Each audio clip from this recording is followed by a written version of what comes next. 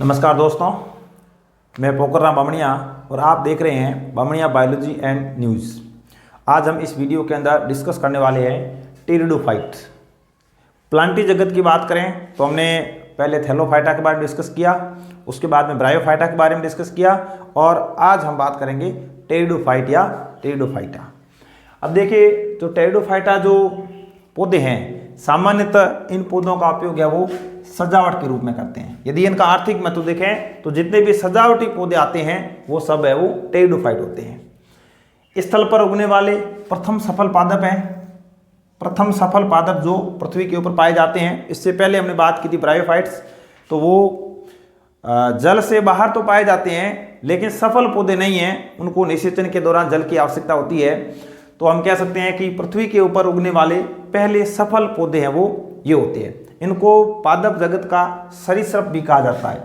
सरीसृप, रेप्टाइल्स जो टेरिडोफाइट हैं इनको पादप जगत का सरीसृप भी कहा जाता है। देखिए, ये पहले ऐसे पौधे हैं जिनमें संवहन उत्तक पाया जाता है। इससे पहले थैलोफाइटा, ब्रायोफाइटा हमने पढ़े, वहाँ कोई संवहन उत्तक नहीं था, वो असंवहनी थे। जबकि ये पहला वर्ग है जो संवहनी है, मतलब संवहन उत्तक पाए जाते हैं। अब संवहन उत्तक भी आदिम प्रकार के होते हैं, प्रिमिटिव होते हैं। यहाँ फुल फ्लैश या हम कहें कि पूरी तरीके से संवहन उत्तक नहीं पाए जाते हैं, लेकिन स्टार्ट हुई है, मतलब शुरुआत यहाँ से हुई है, स्टार्टिंग हुई है संवहन उत्तक। संवहन उत्तक का मतलब है जाइलम और फ्लोएम, जो जल और भोज्य पदार्थों का संवहन करने वाले उत्तक है। तो इसमें जो जाइलम होता है और दूसरा जो फ्लोएम होता है, इन उत्तकों की शुरुआत इस टेरिडोफाइट से हो जाती है।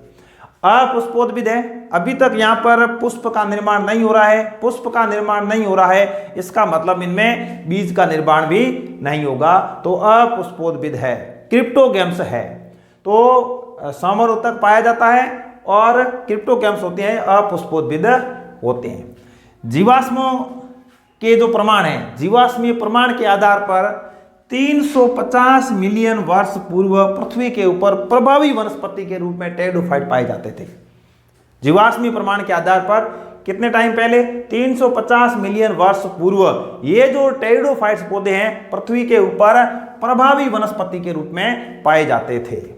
अब टेरिडोफाइट की बात करें तो कहाँ पाए जाते हैं? ठंडे स्थान, गीले छायादार स्थान, मतलब पानी के आसपास ही पाए जाते हैं। कुछ ऐसे पौधे होते हैं जो रेतीली मिट्टी में भी पाए जाते हैं। मुख्य पादप का स्पोरोफाइट होता है, बहुत इंपॉर्टेंट बात है। इससे पहले हमने जो दो वर्ग पढ़े हैं, थैलोफाइटा और ब्रायोफाइटा, उनमें जो मुख्य पौधा होता है वो गैमेटोफाइट होता है, जबकि इसमें ये पहला वर्ग है जिसमें मुख्य जो पादप काय होता है वो स्पोरोफाइट होता है, या इसको हम कहते हैं बीजाणुद्भिद होता है, जो कि 2n होता है, द्विगुणित होता है। युग्मकोद्भिद होगा तो वो अगुणित होगा। अब ये मुख्य पादप का है, बीजाणुद्भिद है, स्पोरोफाइट है, तो इसके अंदर वास्तविक जड़, तना, पत्तियां आदि पाई जाती है।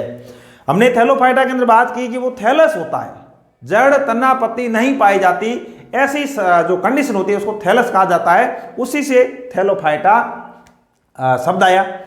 नेक्स्ट हमने ब्रायोफाइट के बारे में बात की। जड़, तना, पत्ती वास्तव में नहीं पाई जाती, लेकिन जड़ के समान संरचना पाई जाती है, तने के समान संरचना पाई जाती है, तना सम, पत्ती सम, जड़ सम संरचनाएं पाई जाती थी।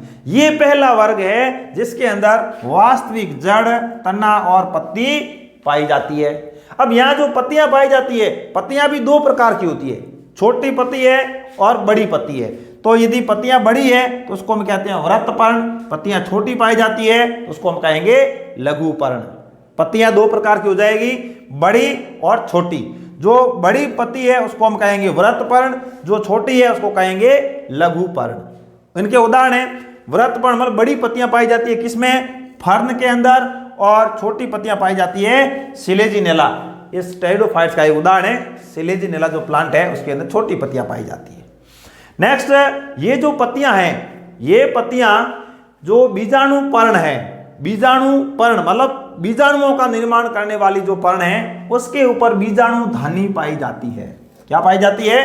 बीजाणु धानी पाई जाती है, और इस बीजाणु धानी के अंदर बीजाणु मात्र कोशिका पाई जाती है। बीजाणु मात्र कोशिका। अब ये स्पोरोफाइट है, बीजाणुद्भिद है, तो बीजाणु धानी के अंदर कोशिकाएं 2n होती है और बीजाणु मात्र कोशिका है ये भी 2n होती है या द्विगुणित होती है। अब ये जो बीजाणु मात्र कोशिका है इसमें मियोसिस होता है, मतलब अर्धसूत्री विभाजन होता है, जिससे किसका निर्माण होता है, बीजाणु या स्पोर का निर्माण होता है। अब ये कोशिका 2n है, अर्धसूत्री विभाजन हुआ, बीजाणु का निर्माण हुआ, तो जो बीजाणु है वो अगुणित होते हैं या n होते हैं। अब इन बीजाणुओं का अंकुरण होता है, बीजाणुओं का जब अंकुरण होगा, बीजाणु जैसे प्रकीर्णन के द्वारा एक जगह से दूसरी जगह ऐसे बिखराव हो गया, उसके बाद में इन बीजाणुओं में क्या होता है, अंकुरण। अब अंकुरण होने से जो अवस्था बन रही है वो और भी ज्यादा इंपॉर्टेंट है। अब बीजाणुओं के अंकुरण से युग्मकोद्भिद का निर्माण होता है, गैमेटोफाइट का निर्माण होता है। क्योंकि इससे युग्मक बनेंगे इसलिए इसको युग्मकोद्भिद कहा जाता है। ये होता है एन। अब ये थैलस अब होता है, ये थैलस की तरह होता है, अस्पष्ट होता है, छोटा होता है, बहुकोशिकीय होता है, लेकिन अस्पष्ट छोटा बहुकोशिक होता है, लेकिन यह प्रकाश संश्लेषी होता है, अपना भोजन स्वयं बना सकता है, इसलिए यह मुक्त जीवी होता है। स्पोरोफाइट से कोई लेना देना नहीं है, यह अपना भोजन स्वयं बना सकता है, मुक्त जीवी होता है और प्रकाश संश्लेषी होता है। ऐसा जो युग्मकोद्भिद होता है इसको प्रोथैलस कहा जाता है। Very very important, prothallus.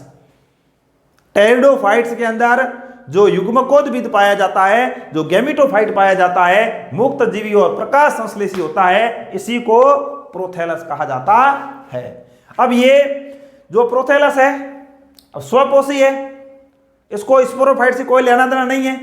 ये ठंडे गीले छायादार स्थानों पर उगते हैं, प्रोथैलस उगेंगे और युग्मकोद्भिद का निर्माण करेंगे। इस तरह से टेरिडोफाइट ऐसे पौधे हैं जिनमें जो मुख्य पौधा है वो तो होता है स्पोरोफाइट ये, लेकिन इसके अंदर जो गैमेटोफाइट बनता है वो भी स्वतंत्र होता है। दोनों पीढ़ी प्रभावी होती है, स्पोरोफाइट भी प्रभावी है, गैमेटोफाइट भी प्रभावी है, क्योंकि ये खुद स्वपोषी होता है। अब ये जो गैमेटोफाइट है, युग्मकोद्भिद है, ये युग्मकों का निर्माण करेगा। नेक्स्ट हम इससे बनने वाले युग्मकों के बारे में डिस्कस करते हैं। इस प्रकार हमने देखा कि टेरिडोफाइट के अंदर दोनों अवस्थाएं प्रभावी होती है, मतलब मुख्य जो अवस्था होती है वो तो होती है स्पोरोफाइट, और अभी जो प्रोथैलस बना वो है गैमेटोफाइट। दोनों ही प्रावस्थाएं प्रभावी है। मुख्य प्रावस्था स्पोरोफाइट है, लेकिन ये बीच में जो प्रावस्था बनती है प्रोथैलस, ये भी प्रभावी है क्योंकि ये मुक्त जीवी और स्वपोषी है। तो जब दोनों अवस्थाएं प्रभावी है तो इनमें जो पीढ़ी एकांतरण होता है वो भी स्वतंत्र प्रकार का होता है। पीढ़ी एकांतरण स्वतंत्र प्रकार का होता है क्योंकि दोनों अवस्थाएं अलग अलग होती है, और इस तरह का जो पीढ़ी एकांतरण होता है उसको हैप्लोडिप्लॉन्टिक प्रकार का पीढ़ी एकांतरण कहते हैं। पीढ़ी एकांतरण हम बाद में बात करेंगे। पीढ़ी एकांतरण में एक तो अगुणित होगा, दूसरा द्विगुणितक होगा, और ये एक ऐसा वर्ग है जिसमें अगुणितक द्विगुणितक दोनों प्रकार का है वो मिक्सअप पाया जाता है, इसलिए हैप्लोडिप्लॉन्टिक पीढ़ी एकांतरण इसको कहेंगे। इससे पहले हमने पढ़ा थैलोफाइटा, उसमें अगुणितक प्रकार का होगा। इसके बाद में जो पढ़ेंगे वो द्विगुणितक प्रकार का होगा, लेकिन इसमें हैप्लोडिप्लॉन्टिक प्रकार का पीढ़ी एकांतरण पाया जाता है। क्यों? क्योंकि इसमें दोनों अवस्थाएं अलग अलग होती है, स्वतंत्र होती है, इसलिए इसमें स्वतंत्र पीढ़ी एकांतरण पाया जाता है। अब देखिए जो प्रोथैलस है, अब ये प्रोथैलस है क्या? प्रोथैलस है वो युग्मकोद्भिद है। क्या है? युग्मकोद्भिद। अब ये युग्मकों का निर्माण करेगा, युग्मकोद्भिद युग्मकों का निर्माण करेगा। तो इसके अंदर ये एक नर अंग, दूसरे मादा अंग विकसित होते हैं।